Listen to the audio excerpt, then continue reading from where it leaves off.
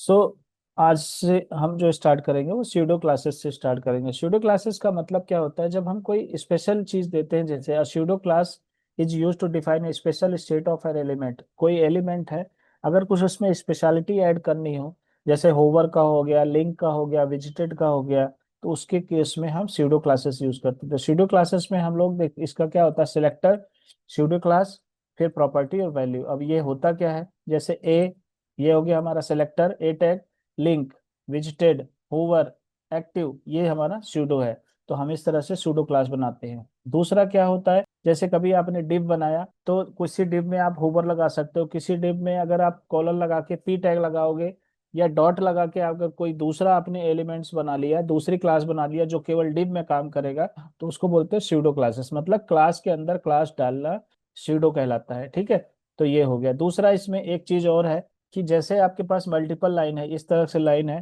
तो आप pseudo class में क्या कर सकते हो, जैसे P first child. First child का मतलब क्या होता है, जैसे चार लाइन है, आपने कहा कि भैया दो इधर है दो इधर है, जो पहली लाइन है उसका कलर चेंज हो जाए, पूरे का नहीं। अगर मैं इसको हटा देता हूँ, मान लो अगर मैं इसको हटा देता हूँ, तो जितने पी टैग है ना सारे ब्लू हो जाएंगे। ठीक है, लेकिन कस्टमर की क्या रिक्वायरमेंट है, केवल जो पहली लाइन है पैराग्राफ की वही ब्लू कलर में हो, तो हम उसके लिए स्यूडो क्लास लगाते हैं, कॉलर लगा के फर्स्ट चाइल्ड लगा देंगे। ठीक है, या लास्ट लगा देंगे तो लास्ट का होगा। ठीक है ना, बिफोर आफ्टर में भी आता है ये। अगर आई टैग लगा, देखो आई लगा दिया तो क्या होगा, सिर्फ जहां जहां हम आई की क्लास लगाएंगे वही का क्लास चेंज होगा। तो ये जैसे आप स्पैन की क्लास ना लगाना हो, आप इस तरह से स्यूडो लगा के स्पैन का काम कर सकते हैं। इसको लाइन को छोड़ दो, तो ये छोटा सा है। फिर आ जाओ स्यूडो एलिमेंट में। स्यूडो एलिमेंट में क्या होता है, वही चीज है, बस थोड़ा सा उसका हटके है। जैसे फर्स्ट लाइन है, फर्स्ट वर्ड है, फर्स्ट कैरेक्टर है, फर्स्ट लेटर है। देखो ये फर्स्ट लेटर है। ठीक है, तो ये पहला अक्षर में सारे चेंजेस होंगे। ठीक है, तो कभी कभी न्यूज़ पोर्टल वगैरह की वेबसाइट बनानी होती है तो उस केस में ये काम आता है। फर्स्ट लेटर हो गया, फर्स्ट लाइन हो गया, फर्स्ट लेटर का हो गया। इसके बाद बिफोर आफ्टर है, जैसे अगर आपको जैसे कोई आइकन लगाना है तो देखो ये हेडिंग के शुरू में लग जाएगा। अगर आफ्टर में करोगे आप इसको तो ये बाद में चला जाएगा। देखो ये इधर चला जाएगा, पीछे चला जाएगा। ठीक है, तो ये H1 टैग में लगा हुआ है। तो इस तरह से आप इमेज लगा के इसके साथ बुलेट वगैरह का आइकन लगा सकते हैं। तो ये भी एक स्यूडो एलिमेंट है। फिर वही चीज आफ्टर, लेकिन ध्यान रखना स्यूडो एलिमेंट डबल कॉलन के बाद लगता है और स्यूडो क्लासेस में सिंगल कॉलन लगता है, सिंगल वो लगता है। ठीक है, मार्कर को छोड़ दो, इसका कोई मतलब नहीं है, सिलेक्शन है, इसको भी छोड़ दो। So this is all. लेकिन ये काम बहुत करता है। तो इसमें सबसे ज्यादा काम क्या करता है, जब आप डिव के अंदर जैसे क्लास के अंदर क्लास बनाते हो। ठीक है, जैसे H1 का आपने क्लास बनाया और H1 के अंदर आप चाहते हो कि भाई कोई और क्लास बनाना हो, तो उसके लिए जैसे ए टैग है, ए टैग के अंदर होवर लगाया है, यहीं पे लिंक आ जाएगा, यहीं पे विजिटेड आ जाएगा, तो ये सूडो हो जाएगा।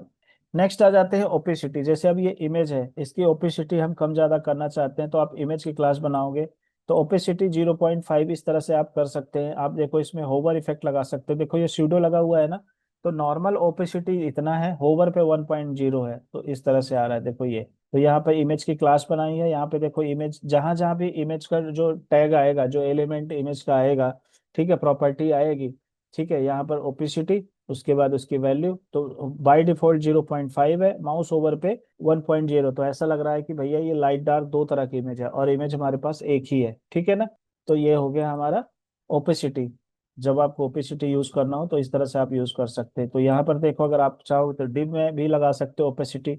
ओपेसिटी ये पूरा सेम चीज ही है, पहले भी हमने इसके बारे में कराया हुआ है। इस तरह के बॉक्सेस अक्सर बनाने होते हैं। देखो इसको अगर हम देखेंगे, जैसे एक हमने बॉक्स बनाया, एक यहाँ पर चलते हैं। सबसे पहले एक मेन कंटेनर लिया डिव की, जैसे ये वाला है। ठीक है, आप देखोगे सीनो में भी ये चीज दिया हुआ है। यहाँ पर अगर आप देखोगे तो सीनो में भी आपको ये चीज मिलेगा। कहाँ पे मिलेगा, ये देखो, ये देखो ये वाला। ठीक है, इसमें भी ओपेसिटी का काम आएगा और यहाँ पर भी है। तो आप इस तरह से बैकग्राउंड यूज करके उसके ओपेसिटी कम कर सकते हो। तो एक कंटेनर मेन हो गया बैकग्राउंड का यहाँ पर। तो इसकी क्लास देखो यहाँ पर बनी है बैकग्राउंड की, जिसमें ये वाली पिक्चर लगाई है, बैकग्राउंड रिपीट करी है। तो एक इमेज है उसी को रिपीट कर दिया तो ये रिपीट हो गई है। बॉर्डर दे दिया 2 पिक्सल का, सॉलिड ब्लैक। अगर मैं इसको येलो कर देता हूँ तो देखो ये येलो कलर में हो जाता है। ठीक है ना, अगर मैं इसको रेड कर देता हूँ तो रेड हो जाता है बॉर्डर। तो ये एक हो गया। दूसरा क्या है, फिर इन्होंने दिया एक और क्लास लिया जो ये वाली है, ठीक है, इसमें पी टैग लगाया। अब इसकी देखो दो इन्होंने बनाई है, एक ट्रांस बॉक्स बनाई है, मार्जिन दे दिया 30, चारों तरफ से बैकग्राउंड कलर दे दिया इसका, बॉर्डर और इसके ओपेसिटी 0.6 कर दी, ये इसका हो गया। फिर इसके अंदर जो पी टैग लगाया इसकी क्लास अलग से बनाई है, इसकी क्लास कर दी 5%। ठीक है, फिर उसके बाद फॉन्ट वेट है, तो ये है देखो, ये सूडो हो गया एक तरह से, डिव ट्रांसबॉक्स और ये पी। तो क्लास के अंदर क्लास। अब ये जो पी टैग है, अगर ये पी टैग मैं बाहर लगा देता हूँ ना, क्योंकि ये पी टैग ट्रांस बॉक्स का है, तो ये बाहर काम नहीं करेगा। अगर मैं इसको कर देता हूँ तो यहाँ पर वो क्लास काम नहीं कर रही है। लेकिन अगर मैं यहाँ पर डिव लेता हूँ, यही वाला डिव ले लेता हूँ, अगर इसी पी टैग को मैं इस वाले पी टैग के अंदर दूसरा करता हूँ, तो वही सेम क्लास इस पे भी अप्लाई हो जाएगी। क्यों? क्योंकि ये ट्रांस बॉक्स के अंदर है, तो ट्रांस बॉक्स के बाद तो आप क्लास के अंदर क्लास बना सकते हैं। ठीक है ना? चलो आते हैं अपने पॉइंट पे। तो ये हमारा ओपेसिटी का हो गया। अब आ जाओ जी मेन चीज पे, नेविगेशन पे। आज ये नेविगे सीएसएस का, ये बेसिक सीएसएस का पार्ट कंप्लीट करेंगे हम लोग। अब नेविगेशन का है बेसिक, सबसे पहले वन बाय वन चलते हैं। Navigation bar equal to list of link. ठीक है, नेविगेशन जैसे हमारा को ये बनाना है इस तरह से, या सीनोग्राफ का ये आपका नेविगेशन बनाना है, तो ये सारी चीजें आप कैसे बनाओगे, ड्रॉप डाउन वगैरह कैसे आएगा, वो आज की क्लास में आप सीखोगे कैसे। तो सबसे पहले यूएलएलआई में ले लो, जब भी कुछ बनाना हो सबसे पहले यूएलएलआई में ले लो और लिंक दे दो, और ऐसे इस तरह से कर लो सिंपल। फिर उसके बाद आपको क्या करना, now let's remove the bullet. अगर आप इस तरह से बनाओगे तो आपको इस तरह से लेआउट बन के आएगा। ठीक है, उसके बाद दूसरा है, हमने क्या क्लास लगाई, लिस्ट स्टाइल टाइप नन। मतलब जो बुलेट है वो हट गया। देखो यहाँ पर क्या था, पहले वाले में बुलेट आ रहा था, दूसरे वाले में बुलेट हट गया। क्यों हट गया? क्योंकि हमने यूएल में लिस्ट स्टाइल टाइप नन कर लिया, और यहाँ पर क्या किया था, कोई भी स्टाइल नहीं बनाया हुआ था। ठीक है, अब आ जाओ नेक्स्ट, इसमें मार्जिन जीरो, पैडिंग जीरो कर दिया, तो क्या हुआ, जो फालतू की सारे इधर उधर की चीजें होती है रिमूव हो जाती हैं। List style type none, margin set zero, padding remove, browser default setting. तो जब भी आप कोई टैग यूज करते हो तो जो बाय डिफॉल्ट सिस्टम की चीजें होती हैं वो आ जाती हैं। ठीक है, तो उन सबको रिमूव करने के लिए मार्जिन जीरो, पैडिंग जीरो कर दिया, तो कहानी खत्म हो गई। नेक्स्ट आ जाओ जी। अब हमें क्या चाहिए, वर्टिकल नेविगेशन बार। सबसे पहले वर्टिकल बनाते हैं, फिर हॉरिजॉन्टल बनाएंगे। तो वर्टिकल बनाने के लिए क्या किया, डिस्प्ले ब्लॉक कर दिया। ठीक है, अब इसको देखो तीसरा वाला, देखो यहाँ पर क्या किया, यूएल में क्या किया था हमने, ये कर दिया इस तरह से। हमने यहाँ पर ए लगा के क्या किया, डिस्प्ले ब्लॉक कर दिया, विड्थ कर दिया 60।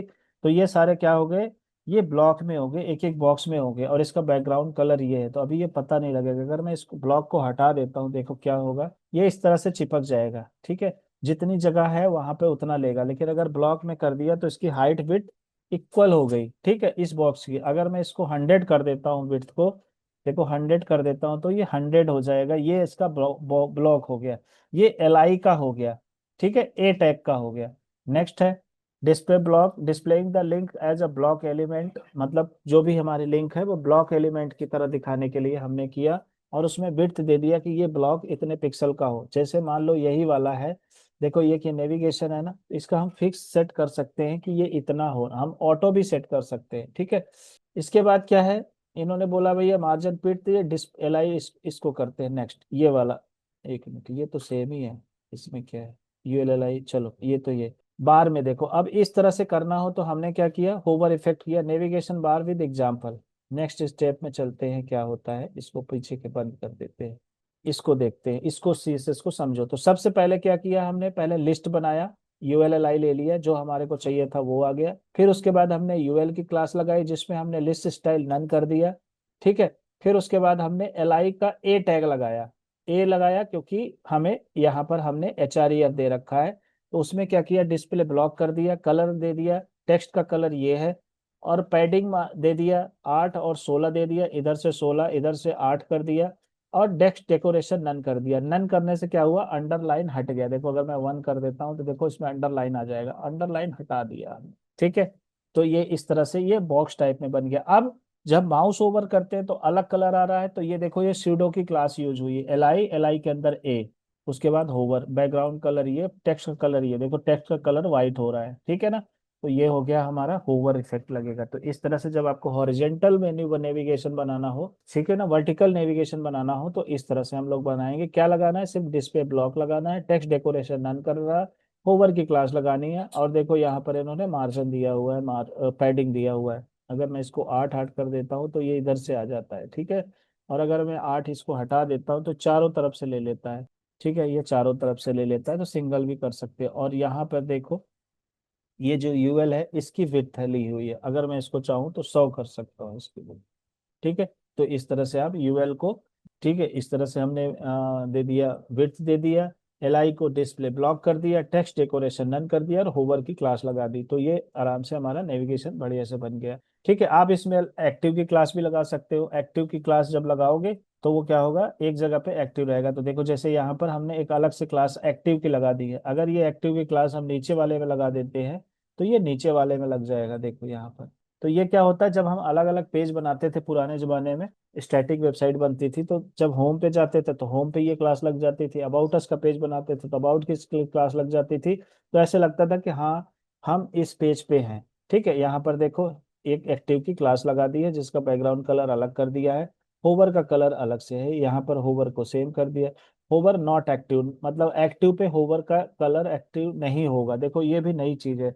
स्यूडो के अंदर होवर लगाया, होवर के अंदर नॉट करके एक्टिव की क्लास को हटा दिया कि भैया एक्टिव पे ये होवर इफेक्ट काम ना करे। ठीक है ना, अगर मैं इसको नहीं लगाता, मान लो अगर मैं ये चीज नहीं लगाता, तब देखो क्या होता है, इसको इसको कर देता हूँ मैं रन। देखो इस पे भी अप्लाई हो रहा है, लेकिन रूल के मुताबिक अप्लाई नहीं होना चाहिए, तो इस पे हो रहा है बाकियों पे नहीं हो रहा है। तो आप इसके क्या करोगे, होवर के बाद कॉलन नॉट, फिर bracket open bracket close small वाला। और ये मेरे लिए भी नई चीज है, ये शायद अभी आई होगी, तो ये बहुत अच्छी चीज है कि एक ही बार में आपका काम हो जाता है। नॉट एक्टिव बोल दोगे तो उस पे वो क्लास ऊपर वाली काम नहीं करेगी। फिर उसके बाद है सेंटर लिंक ऐड बॉर्डर, अगर आपको बॉर्डर ऐड करना है तो उसके लिए क्लास समझते हैं। जैसे इस तरह से हमें बनाना, तो यूएल में क्या किया, list style none, margin padding background colour, और यूएल में ही हमने बॉर्डर दे दिया क्योंकि ये यूएल से ही साइज कम ज्यादा हो रहा है। ठीक है, तो हमने बैकग्राउंड कलर दिया, बॉर्डर दे दिया 1 पिक्सल सॉलिड, और ये कलर दे दिया, चारों तरफ से बॉर्डर आया है। और टेक्स्ट अलाइन करना है, अगर हमें सेंटर करना है तो क्या करेंगे, एलआई के अंदर कर दिया हमने। ठीक है, तो अपने आप सेंटर हो गया। अगर हमें लेफ्ट करना है तो लेफ्ट के अंदर कर देंगे। और ये इसमें कंफ्यूज मत होना, आप इसको ऊपर नीचे भी कर सकते हो, ये एलआई का क्लास ऊपर भी कर सकते हो आप, ठीक है ना, ऐसे। ठीक है, तो इस तरह से भी आप कर सकते हो, एलआई एलआई। अब देखो लास्ट चाइल्ड में क्या किया, बॉर्डर नन, बॉर्डर जो है यहाँ पर, जैसे अगर ये बॉर्डर नन नहीं करते तो क्या होता है, ये रिपीट हो जाता। देखो यहाँ पर ये, क्योंकि एक बॉर्डर इसका बन गया और एक बॉर्डर इसका बन गया, तो ये रिपीट हो गया। तो लास्ट चाइल्ड में क्या किया, ये स्यूडो वाला जो हमने अभी सीखा था, स्यूडो एलिमेंट वाला, लास्ट चाइल्ड लगा दिया कि भैया वहां पर बॉर्डर नहीं आएगा। तो इसमें क्या होगा कि जो ये वाले बॉर्डर चल रहे हैं ना आपके वर्टिकल वाले, ये बॉर्डर यहाँ पे रिपीट नहीं होंगे, तो इसको ध्यान से आप इसको समझना। ठीक है, एक्टिव की क्लास इसमें भी है, नॉट एक्टिव में इस पे होवर इफेक्ट काम नहीं करेगा, बहुत अच्छी चीज है। अब है देखो इस तरह से कई बार क्या होता है, हमें साइड बार में इसको फिक्स रखना होता है, ये वाला टेक्स्ट घुमाना होता है। ठीक है, तो उसके लिए क्या किया है इन्होंने, ठीक है, लिस्ट यूएलएलआई तो किया ही है, पोजीशन फिक्स्ड कर दिया, ओवरफ्लो ऑटो कर दिया।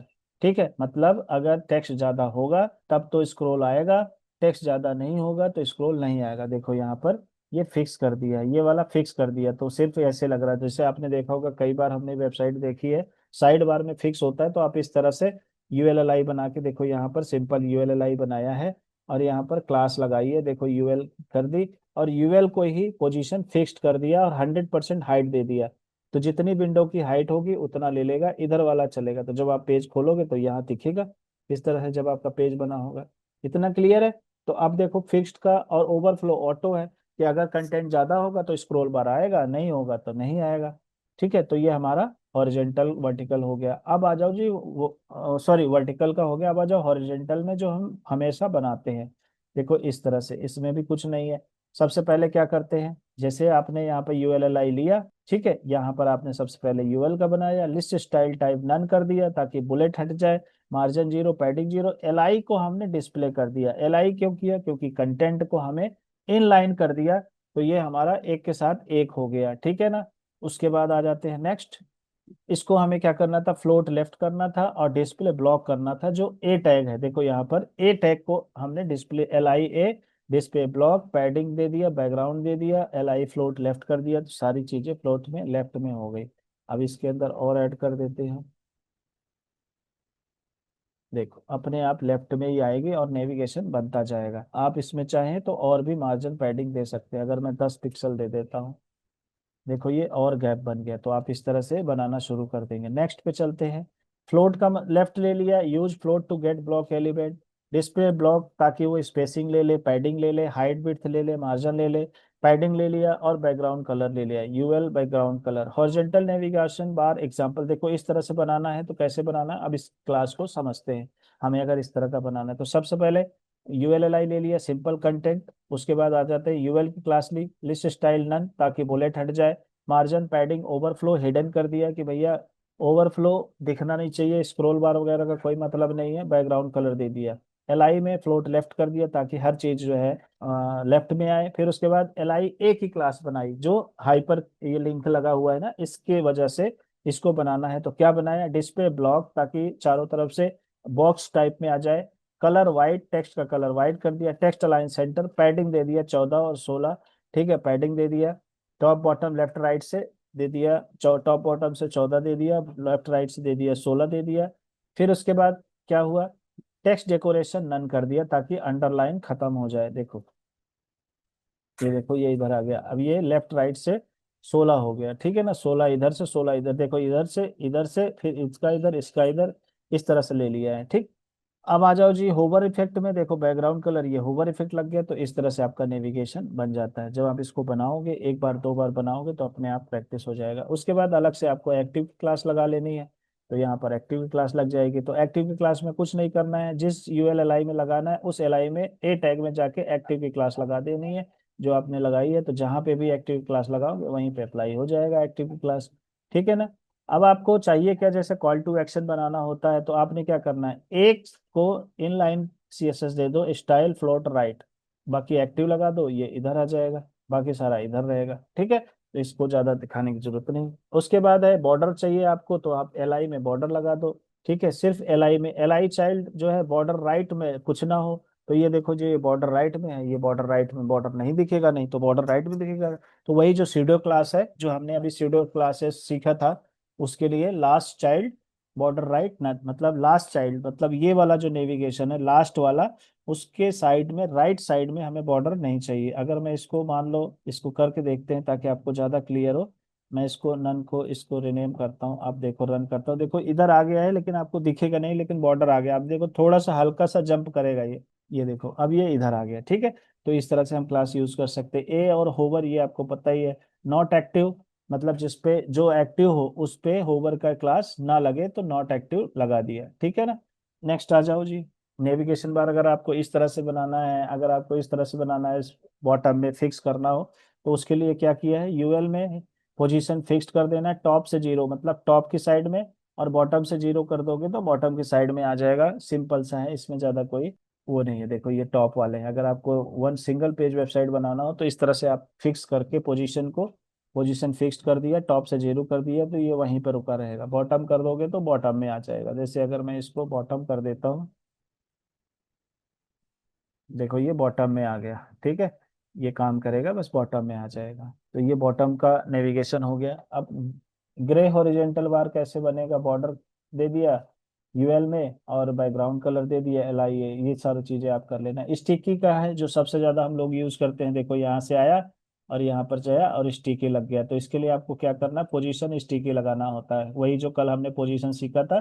तो आपको यूएल में लगा देना है, सिंपल यूएल में, जो ये आपका जो शुरुआत में जो यूएल लगाओगे इसी में आपने लगा देना है। ये अपने आप यहाँ पर दिख रहा है, देखो जैसे ऊपर जाएगा वहां पर रुक जाएगा, ठीक है ना। तो यहाँ पे टॉप जीरो कर दिया तो यहाँ पर आपकी डिव है।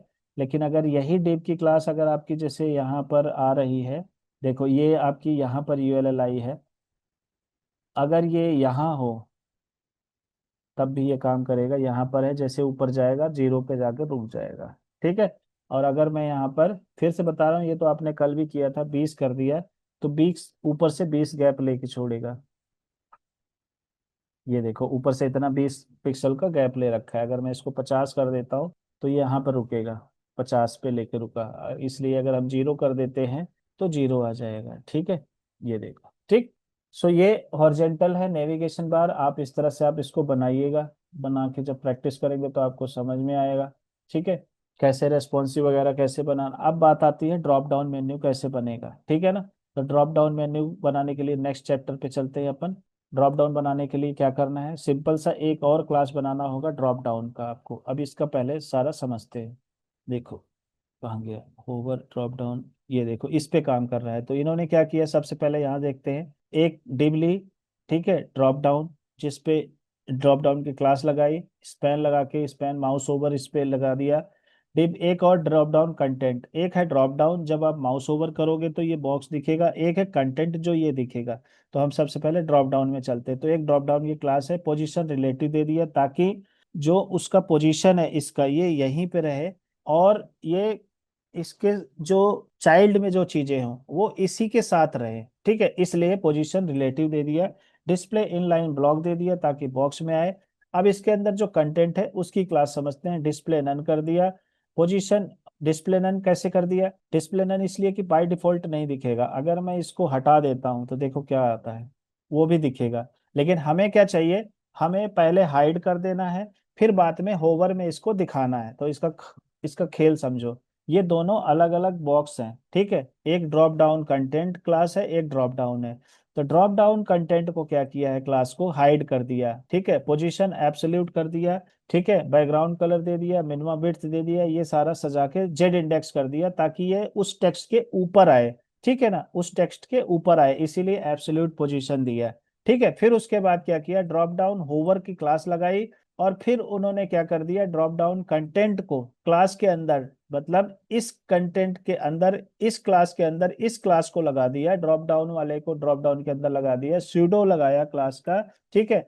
अब इसको दे दिया डिस्प्ले ब्लॉक, तो इसलिए होवर पे दिखा रहा है। तो ध्यान रखना ये फॉर्मूला, तो ये ऐसे काम करता है। अगर मैं इसको यहाँ देखो, यहाँ पर क्या किया, डिस्प्ले कंटेंट को इसमें डिस्प्ले केवल नन कर दिया, और इसमें डिस्प्ले को ओपन कर दिया होवर पे, ठीक है। और जो होवर पे चीज दिखा रहे हैं वो उसका पोजीशन एब्सोल्यूट कर दिया, और जेड इंडेक्स 1 कर दिया ताकि ये ऊपर दिखाई दे, नहीं तो ये इसके नीचे जाता, क्यों, इसका भी पोजीशन रिलेटिव है, इसका भी पोजीशन एब्सोल्यूट है, ठीक है। तो इसने क्या किया, जेड इंडेक्स एब्सोल्यूट लगा के, हमें जेड जेड इंडेक्स कहाँ काम करता है, एब्सोल्यूट में, तो जेड इंडेक्स लगा के ताकि वो टेक्स्ट के ऊपर नजर आए, ठीक है ना। तो ये हो गया हमारा, थोड़ा सा कॉम्प्लिकेटेड लग रहा होगा, लेकिन जब आप इसको टाइप करके खुद से प्रैक्टिस करोगे तो चीजें क्लियर हो जाएंगी।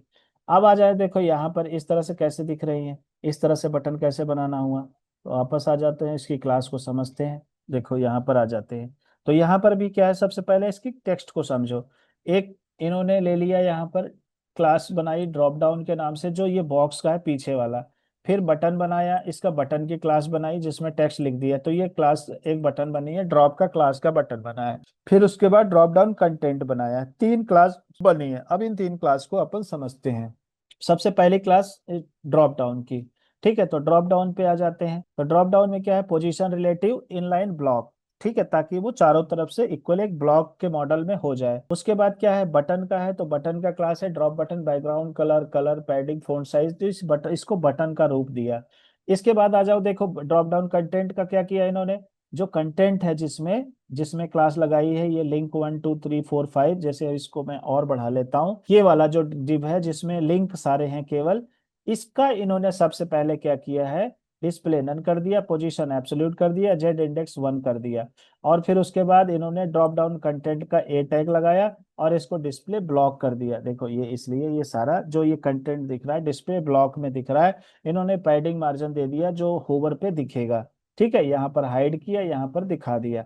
ये आपको ध्यान रखना पड़ेगा कि जब हमें हाइड करना है तो पोजीशन एब्सोल्यूट करना है, जेड इंडेक्स 1 करना है, और डिस्प्ले नन करना है, ये आपको याद करना पड़ेगा, तभी ये काम करेगा। और होवर पे दिखाना है तो डिस्प्ले को ब्लॉक कर देना है, ठीक है ना। इस तरह से हो, अब इसमें ड्रॉप डाउन कंटेंट होवर पे बैकग्राउंड कलर चेंज होना, देखो ये हल्का सा बैकग्राउंड कलर चेंज हो रहा है, तो इन्होंने होवर की क्लास लगा दी। फिर उसके बाद देखो drop down hover drop down content, इसकी भी होवर की क्लास बनाई हुई है, जो इसका है, देखो यहाँ पर गए, देखो इस पे भी होवर की क्लास है, तो इसका अलग से इन्होंने क्लास के अंदर क्लास बनाया है, और बटन का कलर भी चेंज किया। तो ये थोड़ा सा आपको लग रहा होगा कॉम्प्लिकेटेड, लेकिन इसको स्टेप बाय स्टेप करोगे तो बड़ा मजा आएगा, ठीक है। फिर है देखो right align drop down content, जैसे एक यहाँ पर है, एक यहाँ पर भी है। देखो यहाँ पर गए तो ये राइट साइड में दिखा रहा है, राइट साइड नेविगेशन है, यहाँ पे गए तो लेफ्ट साइड में जा रहा है, जो बाय डिफॉल्ट होता है। तो इसमें कुछ नहीं करना है आपको, ड्रॉप डाउन कंटेंट के अंदर छोटा सा एक टैग लगा देना, राइट इक्वल टू 0, ठीक है। तो ये अपने आप राइट साइड में हो जाएगा और 0 हो जाएगा। ऐसे आप इमेज पे भी लगा सकते हो होवर इफेक्ट, ऐसे होवर इफेक्ट लगा सकते हो, इस तरह से आप बना सकते हो ड्रॉप डाउन। अब इस ड्रॉप डाउन को समझते हैं। सबसे पहले चलते हैं अपने टेक्स्ट पे। देखो इन्होंने क्या किया कि यूएल एल आई लिया, यूएल लिया, फिर एल आई लिया, देखो होम न्यूज और एल आई लिया। हमें जहां पर ड्रॉप डाउन लगाना है, ठीक है, इस एल आई में देखो क्या किया इन्होंने, ये है, यहाँ पर एक थोड़ी सी जावा स्क्रिप्ट लगा दिया ना, जावा स्क्रिप्ट वाइड, इसको कॉपी कर लेना, एक्सप्लेन मैं बाद में करूंगा। क्लास ड्रॉप डाउन बटन है, जो यहाँ पर ये बटन टाइप में हो गया, और ड्रॉप इसमें ड्रॉप डाउन का, इसमें यूएल, अब इसके अंदर डिव लगाया। एक पूरा ये जो टेक्स्ट दिख रहा है ये पूरा एक टेक्स्ट बॉक्स है, तो डिव की क्लास लगा के इन्होंने सारे लिंक लगा लिए हैं। अब इसकी क्लास को समझते हैं क्या क्या है, कौन कौन सी क्लास है। एक ड्रॉप डाउन कंटेंट की है, एक ड्रॉप बटन की है, और एक ड्रॉप डाउन की है, बस तीन ही क्लास है। चलते हैं वन बाई वन समझते हैं। यूएल की है, लिस्ट स्टाइल नन कर दिया बुलेट को हटाने के लिए, margin padding, overflow, hidden background, simple, float left कर दिया ताकि वो एक के साथ एक आ जाए। फिर उसके बाद बटन का है एल आई ए, मतलब होवर पे बटन टाइप में आ जाएगा ये सारा button. Display inline block, white text line, padding, text decoration none कर दिया अंडरलाइन हटाने के लिए। फिर उसके बाद है L I hover drop down hover. अब ये ड्रॉप डाउन है, इसका क्लास बनाया हुआ है, उसका होवर कलर जैसे इस पे लगेगा, होवर ड्रॉप डाउन जो ये बटन बना है इसकी क्लास। क्योंकि अगर आप देखोगे इस पे, देखो इन्होंने ड्रॉप डाउन का बटन की क्लास लगाई है ताकि होवर करे तो रेड हो जाए, ठीक है, रेड हो जाता है, एक बटन के फॉर्म में आ जाता है, जिसको आपको बटन बनाना पड़ेगा तभी वो ड्रॉप डाउन आएगा, ठीक है। इसके बाद अपन क्या करते हैं, यहाँ पे drop down content display none, position absolute, ठीक है, और background colour minimum, width box. ये आपकी क्लास एक बार लगा के इसको प्रैक्टिस करना, सेम चीज है जो हमने पहले डिस्कस किया था। तो इमेज गैलरी बनाना आ जाए, ड्रॉप डाउन नेविगेशन इतना क्लियर हुआ, ठीक है। अब इमेज गैलरी अगर हमको बनाना है तो हम इस तरह से इमेज गैलरी बना सकते हैं। इसको तो ज्यादा कुछ नहीं, इसकी अपनी अपनी क्लास है, देखो डिव है, गैलरी की क्लास ली, मार्जिन ली, पैडिंग ली, फ्लोट लेफ्ट लिया, ये सारा चीज हमने कराया है आपको। बस आपको इसको खुद से प्रैक्टिस करना है, इसमें कोई ऐसी सीखने वाली चीज है नहीं, ठीक है, बस क्लास लगाने वाली चीज है बस, और कुछ नहीं। टारगेट ब्लैंक लगाओगे तो वहीं पे दिखेगा, ठीक है। इसको आप खुद से करके प्रैक्टिस करना, जब हम इस पे क्लिक करेंगे तो अलग से दिखेगा, इस तरह से नए नए टैब में आ गया, ठीक है ना, तो बड़े साइज में आ जाएगा। तो यहाँ पे इस तरह से होवर की इमेज क्लास, डाइव क्लास, ये सारी क्लासेस है, इसको आप खुद से लगा के प्रैक्टिस करना, इसमें कोई ऐसी चीज सीखने वाली नहीं है। नेक्स्ट है इमेज स्प्लिट्स। कभी कभी क्या होता है, हमें इस तरह की इमेज लगानी होती तो ये भी यूआरएल में होती है, इसमें भी ज्यादा कुछ सीखने की जरूरत नहीं है, कुछ नया नहीं है, सिर्फ आपको प्रैक्टिस करने की जरूरत है। आपको क्लास लगाना है, नेवलाइज पोजीशन रिलेटिव कर दिया, मतलब एक इमेज को एक के साथ एक इस तरह से करना है। अगर आपको कभी यूज करना हो, वैसे बहुत कम अब यूज होता है, पेजिनेशन वगैरह बनाने के काम में आता है, तो आप इस तरह से पेजिनेशन बना सकते हैं। नैव लिस्ट का पोजीशन रिलेटिव कर दिया, nav list L I, margin padding, इसमें कुछ भी ऐसा नया नहीं है जो आपको नहीं आता हो, तो ऊपर वाली की चीजें हैं, बस उसको अलग तरीके से आपको बनाना है और प्रैक्टिस करना है। तो आप इसमें थोड़ा सा होवर इफेक्ट में क्या किया है इन्होंने, उसकी जो है यहाँ पर -45 कर दिया, मतलब उसका जो रेजोल्यूशन है वो कम कर दिया, ताकि होवर पे ये कलर चेंज हो जाता है, जैसे नॉर्मल ये ऐसा है वैसे ये डार्क हो जाएगा, तो इसको आप कर लेना, ये बहुत कम काम आता है। एट्रीब्यूट सिलेक्टर इसका छोड़ दो, इसका कोई मतलब नहीं, काम नहीं है। अब आ जाओ फॉर्म पे, जो सबसे ज्यादा जरूरत की चीज है जब आप फॉर्म बनाते हो ना, ठीक है। ये जैसे इस तरह का अगर फॉर्म बनाना है तो सबसे पहले क्या करेंगे, विड्थ, जैसे अब यहाँ पर गए, हमने यहाँ पे क्या लिया, ले फॉर्म बनाया, form open, form close, level लिया, ठीक है। For F name first name, ये HTML में सीखा था, तो हमारा ये लेवल हो गया, जो ये वाला हो गया। फिर इनपुट टाइप टेक्स्ट, तो ये इस तरह से बन के आ गया।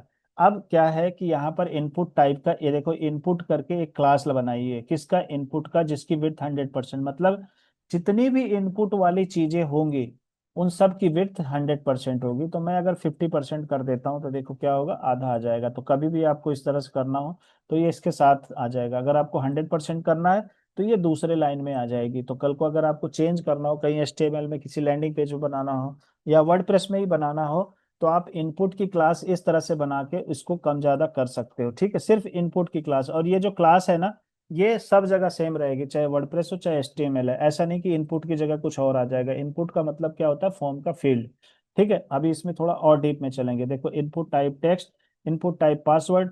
तो जो भी आपका जो पेज होगा, ठीक है, यहाँ पर जैसे last name first name select है, तो जो भी आप बनाओगे, जैसे अगर आपका पासवर्ड है तो आप input type equal to password class में लोगे, अगर आपका नंबर है तो नंबर लोगे, ठीक है। इस तरह से हम लोग लेके चलेंगे। अगर आप पैडिंग की बात करते हैं तो जैसे देखो इनपुट टाइप टेक्स्ट, ये टाइप है टेक्स्ट वाला, तो ये इसलिए लिया है, यहाँ पर देखो इनपुट आया है ना, यहाँ पर इनपुट टाइप टेक्स्ट, तो यहाँ पर क्लास में ये चीज जरूर लगाना है। अगर आप ये लगा के क्लास बनाओगे तो ये क्लास केवल जो फॉर्म होंगे ना इन्हीं पे काम आएगा। तो इन्होंने क्या किया, विड्थ दे दिया 100%, पैडिंग दे दिया, मार्जिन दे दिया, बॉक्स साइज, बॉर्डर बॉक्स दे दिया, मतलब चारों तरफ बॉर्डर आ जाएगा इसके बॉक्स के। अगर मैं इसको हटा देता हूँ तो देखो क्या आता है, इसमें तो कुछ हटा ही नहीं, बॉक्स साइजिंग, अच्छा बॉक्स टाइप में ही बन के आ गया है।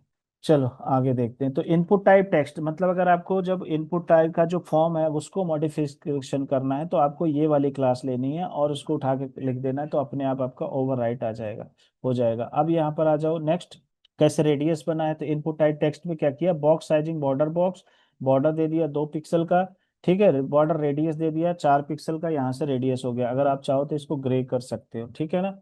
तो इस तरह से आप अपने वर्डप्रेस का फॉर्म भी चेंज कर सकते हैं, मतलब उसकी जो फॉर्म है इस तरह से आप अपनी सीएसएस लिख सकते हैं। तो यही सब चीजें होती हैं जब आपको सीएसएस आता है ना, तो आप बिना प्लगइन के, बिना टाइम खराब किए अपने से सारी चीजें फटाफट कर लेते हैं कस्टम सीएसएस के जरिए। नेक्स्ट है बॉर्डर, अगर आपको बॉटम में लगाना है तो सिर्फ बॉर्डर बॉटम में लग जाएगा। देखो इस तरह से भी कभी कभी बनाना होता है, तो सिंपल इनपुट टाइप टेक्स्ट में बॉर्डर बॉटम में कर जाएगा। कलर इनपुट है, अगर आपको कलर बैकग्राउंड में कलर चाहिए तो आप इसके अंदर इनपुट टाइप टेक्स्ट में बैकग्राउंड चाहिए तो आपको बैकग्राउंड लग जाएगा। फोकस चाहिए, देखो यहाँ पर क्लिक किया तो ये फोकस्ड है। देखो दो तरह के फोकस है, एक है इनपुट टाइप टेक्स्ट फोकस, इसमें बैकग्राउंड कलर है, इसमें सिर्फ बॉर्डर आपका चेंज हो रहा है। देखो इसमें बॉर्डर चेंज हो रहा है, इसमें बैकग्राउंड कलर है, तो बैकग्राउंड कलर और बॉर्डर दो चीजें आप लगा सकते हो। अगर आपको जैसे कोई सर्च बॉक्स बनाना है तो जब भी देखो यहाँ पर भी बना है तो देखो एक आइकन आ रहा है, तो इसमें आइकन इधर आ रहा है, तो आप इसमें क्या करोगे, इनपुट टाइप टेक्स्ट इसी के अंदर बैकग्राउंड इमेज लगा दिया, और बैकग्राउंड इमेज की जो पोजीशन है 10 बाई 10 कर दिया, नो रिपीट कर दिया, पैडिंग लेफ्ट कर दिया, मतलब ऑटोमेटिक लेफ्ट में चला गया। तो इस तरह का आपका फॉर्म बन जाता है। देखो यहाँ पर इस तरह से, ज्यादा कुछ लगा नहीं है, सिंपल वही वाली क्लास है। Input type text name search place holder search, ये आ गया, बस कुछ नहीं है, इनपुट टाइप टेक्स्ट ही, ठीक है। अगर मैं इसको हटा देता हूँ, जैसे इसको चेंज कर देता हूँ, तो देखो ये खराब हो गया क्योंकि ये क्लास गड़बड़ हो गई। तो ये ऑटोमेटिक बाय डिफॉल्ट जहां भी इनपुट टाइप टेक्स्ट मिलेगा और इस तरह से, तो ये क्या करेगा, अगर आप इसमें दूसरी क्लास अगर आप बनाओगे तो दूसरी भी ऐसे ही बन जाएगी। देखो ये दूसरा बन गया, अगर मैं यहाँ पे कुछ और करूँ तो कुछ और हो जाएगा, ठीक है। तो इस तरह से आप सर्च बॉक्स बना सकते हैं जब भी आपको जरूरत पड़े। यहाँ पे देखो एनिमेटेड है, एनिमेटेड में क्या हो रहा है, जैसे आप क्लिक कर रहे हो इसकी विड्थ 100% हो जाती है। तो क्या किया, बाय डिफॉल्ट ट्रांजिशन लगा दिया इसमें 0.4 pixel ease in ease out का, बस एज इन आउट लगा दिया, और विड्थ यहाँ पर देखो दे दिया 100%, देखो ये 100% हो गया, ठीक है। सिंपल सा कमांड है, लेकिन है इनपुट टाइप टेक्स्ट के हिसाब से। टेक्स्ट एरिया करना है तो आप क्या करोगे, यहाँ टेक्स्ट एरिया लिखोगे, मतलब जो आप जैसे मल्टी बॉक्स लगाते थे ना मल्टी टेक्स्ट वाले, तो उसके लिए है। देखो यहाँ पर चले गए, ठीक है, यहाँ पर टेक्स्ट है सिंपल, तो इसके लिए टेक्स्ट एरिया लगाते हैं। तो जब हमें मल्टी लाइन टेक्स्ट एडिट करना होता है तो टेक्स्ट एरिया लगाते हैं। अगर हमें ड्रॉप डाउन के सीएसएस पे काम करना है तो सेलेक्ट लिखते हैं, ठीक है, क्या लिखते हैं, सेलेक्ट लिखते हैं, width, padding, border, border radius, वही जो आपने ऊपर सीएसएस सीखा है वही चीज है। इसके बाद है, अगर आपको बटन चेंज करना है, जो आपके सबमिट बटन है उनको करना है, तो इनपुट टाइप बटन करना होता है, input type submit, input type reset, तो ये तीन क्लास इकट्ठी लगती हैं। अगर नहीं लगाओगे तो कल को किसी ने रिसेट का बटन लगा दिया, लगवाना है, तो उसके लिए फिर आप कंफ्यूज हो जाओगे। तो उसके लिए ये अलग से आप अपने बटन के चेंजेस कर सकते हो, जो भी आप बटन बनाते हो। रेस्पॉन्सिव फॉर्म बनाना है, इसको छोड़ दो, जब हम रेस्पॉन्सिव का टॉपिक आएगा तब देखेंगे, इसके लिए अभी टेंशन लेने की जरूरत नहीं है, ठीक है। मीडिया क्वेरी लगती है। नेक्स्ट आ जाओ सीएसएस काउंटर, इसको छोड़ दो, इसका कोई काम ही नहीं है। वेबसाइट लेआउट है, अब आ जाओ जी, जैसे ही बेसिक सीएसएस आपकी खत्म हो रही तो हम लोग अब लेआउट बनाना सीखेंगे। जो काम मैंने आपको पहले दिया था अब वो आता है कि ऐसे आपको बनाना है, सेम टेम्पलेट बना के कल आपको भेजना है, ठीक है ना। हेडर, नेविगेशन, इधर का साइड बार, इधर का मेन कंटेंट, इधर का फुटर, कैसे बना है आप यहाँ देख भी सकते हो, इसको देख के आप बनाना, लेकिन एक्सटर्नल सीएसएस यूज करके। देखो हेडर की क्लास है, background colour, header text align centre और पैडिंग, ये तो आप ऐसे सब में टेक्स्ट लिख के भेजना जो आप सीनो ग्रुप का बना रहे थे।